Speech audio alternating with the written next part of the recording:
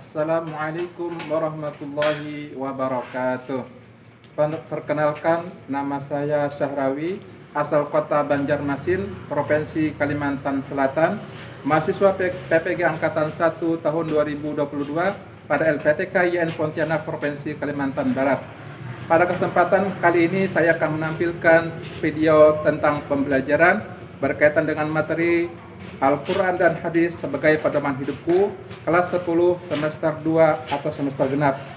Saya mengharapkan kepada ibu dosen untuk memberikan bimbingan ataupun arahan apabila terdapat kesalahan atau kekurangan dalam video pembelajaran yang akan saya sampaikan berikut ini.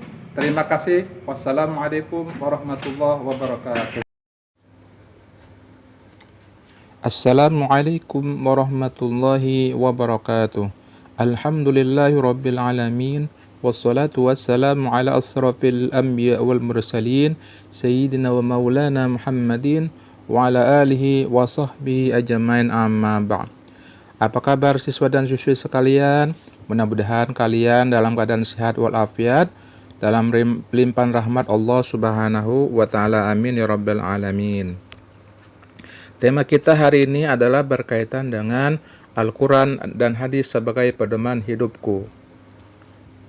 Adapun materi yang akan kita bahas, yang pertama Al-Quran, yang kedua Hadis, yang ketiga ijtihad, yang keempat pembagian hukum Islam, dan yang kelima menerapkan perilaku mulia.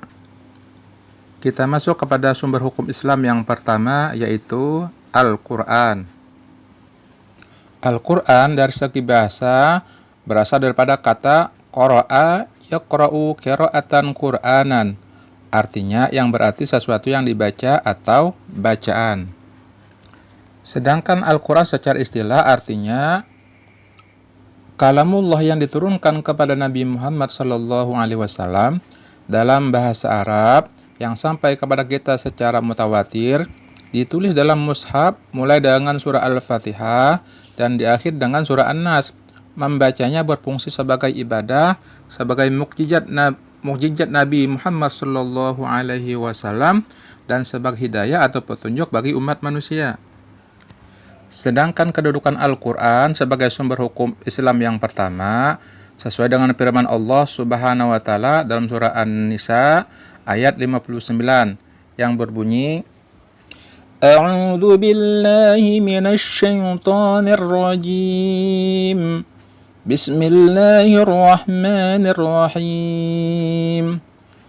Ya ayyuhalladzina amanu athi'u Allah wa athi'u ar-rasula wa ulil amri minkum. فإن تنازعتم في شيء فردوه إلى الله والرسول إن كنتم تؤمنون بالله واليوم الآخر ذلك خير وأحسن تأويلا. Yang artinya, wahai orang-orang yang beriman, taatilah Allah dan taatilah Rasulnya, Nabi Muhammad SAW, dan ulil amri atau pemegang kekuasaan di antara kamu. Kemudian jika kamu berbeda pendapat tentang sesuatu, maka kembalikanlah kepada Allah Subhanahu wa taala Al-Quran dan Rasulnya Sunnah. Jika kamu beriman kepada Allah dan hari kemudian, yang demikian itu lebih utama bagimu dan lebih baik akibatnya. Adapun kandungan hukum dalam Al-Quran, yang pertama adalah akidah atau keimanan. Akidah terkait dengan keimanan terhadap hal-hal yang gaib yang semuanya terangkum dalam rukun iman atau arkanul iman. Kemudian yang kedua adalah syariah atau ibadah, yaitu tata cara ibadah baik yang berhubungan langsung dengan Al-Khaliq pencipta maupun makhluk yang diciptakan, atau istilahnya hablum minallah hablum minan nas. Kemudian juga ada hukum ibadah dan hukum muamalah. Kemudian yang ketiga adalah akhlak atau budi pekerti. Al-Quran menuntun bagaimana seharusnya manusia berakhlak dan berperilaku, baik akhlak kepada Allah Subhanahu wa taala, kepada sesama manusia, dan juga terhadap makhluk yang lainnya. Kemudian sumber hukum Islam yang kedua yaitu hadis. Hadis secara bahasa berarti perkataan atau ucapan. Sedangkan secara istilah hadis adalah segala perkataan, perbuatan, dan ketetapan atau takrir yang dilakukan oleh Nabi Muhammad SAW. Adapun bagian-bagian hadis, ada yang namanya sanad, artinya sekelompok orang atau seseorang yang menyampaikan hadis dari Rasulullah SAW kepada kita sekarang. Ada lagi namanya matan, yaitu isi atau materi hadis yang disampaikan oleh Nabi SAW. Yang berikutnya adalah rawi, yaitu orang yang meriwayatkan hadis. Sedangkan kedudukan hadis sebagai sumber hukum Islam yang kedua, sesuai dengan firman Allah Subhanahu wa taala yang berbunyi, A'udzu billahi minasy syaithanir rajim. Bismillahirrahmanirrahim. Man yuti'ir rasula faqad ata'a Allah. وَمَنْ تَوَلَّى فَمَا أَرْسَلْنَاكَ عَلَيْهِمْ حَفِيظًا. Yang artinya, barang siapa menaati Rasul Muhammad SAW, maka sesungguhnya ia telah menaati Allah Subhanahu wa taala, dan barang siapa berpaling darinya, maka ketahuilah kami tidak mengutusmu Nabi Muhammad SAW untuk menjadi pemelihara mereka. Quran surah An-Nisa ayat 80. Sedangkan fungsi hadis yang pertama menjelaskan ayat-ayat Al-Quran yang masih bersifat umum. Yang kedua, memperkuat pernyataan yang ada dalam Al-Quran. Yang ketiga, menerangkan maksud dan tujuan ayat. Yang keempat, menetapkan hukum baru yang tidak terdapat dalam Al-Quran. Macam-macam hadis. Hadis ada yang bernama hadis mutawatir, ada hadis masyhur, ada hadis ahad. Hadis mutawatir artinya hadis yang diriwayatkan oleh banyak perawi, baik dari kalangan para sahabat maupun generasi sesudahnya, dan dipastikan di antara mereka tidak bersepakat dusta. Hadis masyhur artinya hadis yang diriwayatkan oleh 2 orang sahabat atau lebih yang tidak mencapai derajat mutawatir, namun setelah itu tersebar dan diriwayatkan oleh sekian banyak tabi'in, sehingga tidak mungkin bersepakat dusta. Kemudian hadis ahad, yaitu hadis yang hanya diriwayatkan oleh satu atau 2 orang perawi, sehingga tidak mencapai derajat mutawatir. Dalam hadis ahad ini dibagi lagi beberapa bagian hadis, yaitu pertama hadis sahih, yaitu hadis yang kuat. Kemudian hadis yang kedua adalah hadis ahsan, di bawah tingkatan sahih. Kemudian yang ketiga adalah hadis dhaif atau hadis lemah. Yang keempat namanya hadis maudhu atau hadis palsu. Masuk kepada sumber hukum Islam yang ketiga, yaitu ijtihad. Dari segi bahasa berasal dari kata ijtihada yajtahidu ijtihadan, yang berarti mengerahkan segala kemampuan, bersungguh-sungguh mencurahkan tenaga atau bekerja secara optimal. Sedangkan secara istilah, ijtihad adalah mencurahkan segenap tenaga dan pikiran secara sungguh-sungguh dalam menetapkan suatu hukum. Orang yang melakukan ijtihad disebut dengan mujtahid. Syarat-syarat berijtihad. Ijtihad sangat bergantung pada kecakapan dan keahlian para mujtahid. Dimungkinkan hasil ijtihad antara satu ulama dan ulama lainnya menghasilkan hukum yang berbeda. Adapun syaratnya, yang pertama harus memiliki pengetahuan yang luas dan mendalam. Yang kedua, memiliki pemahaman mendalam tentang bahasa Arab, ilmu tafsir, usul fikih, dan tarikh atau sejarah. Yang ketiga, memahami cara merumuskan hukum atau istinbat. Yang keempat, memiliki keluhuran atau akhlak yang mulia. Sedangkan kedudukan ijtihad sebagaimana disebutkan dalam hadis Bukhari dan Muslim, kata Nabi SAW, "Idza hakama al-hakimu fajtahada tsumma asaba falahu ajrani, wa idza hakama fajtahada tsumma akhta falahu ajrun." Yang artinya, apabila seorang hakim berijtihad dalam memutuskan suatu persoalan, ternyata ijtihadnya benar, maka ia mendapatkan 2 pahala. Dan apabila dia berijtihad kemudian ijtihadnya salah, maka ia mendapatkan 1 pahala.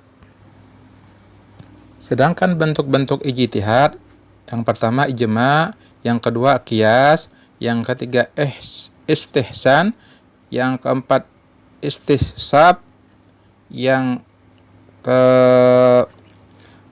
6 yaitu mursalah.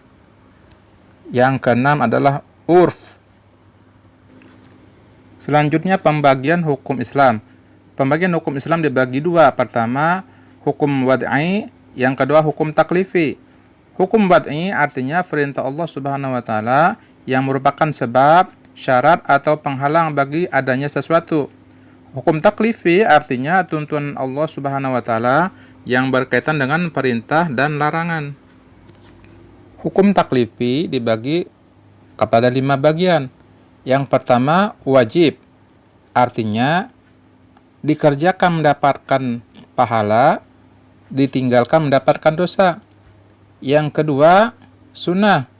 Artinya dikerjakan mendapatkan pahala, ditinggalkan tidak berdosa.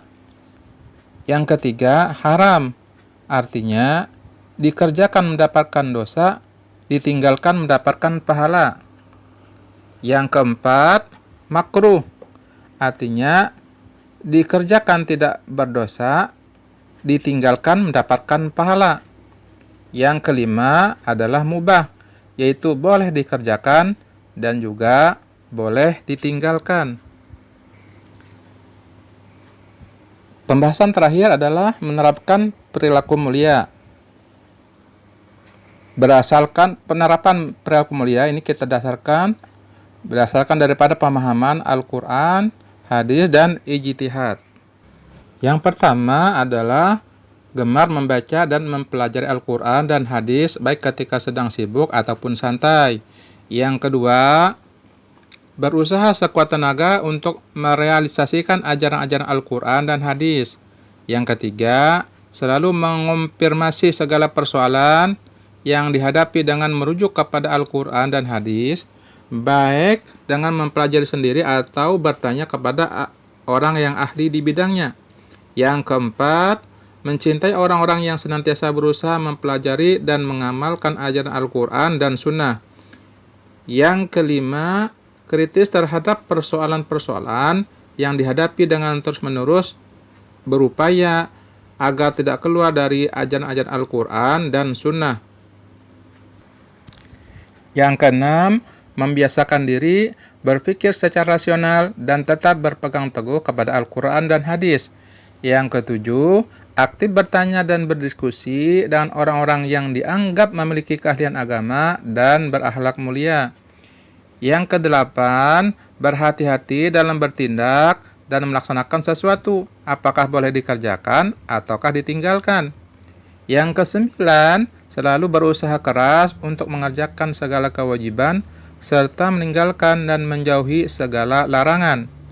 Yang kesepuluh, membiasakan diri untuk mengerjakan ibadah-ibadah sunnah sebagai upaya menyempurnakan ibadah wajib karena khawatir belum sempurna. Demikianlah pembahasan kita berkaitan dengan Al-Quran dan hadis adalah pedoman hidupku untuk materi pendidikan agama Islam kelas 10 untuk SMA ataupun SMK.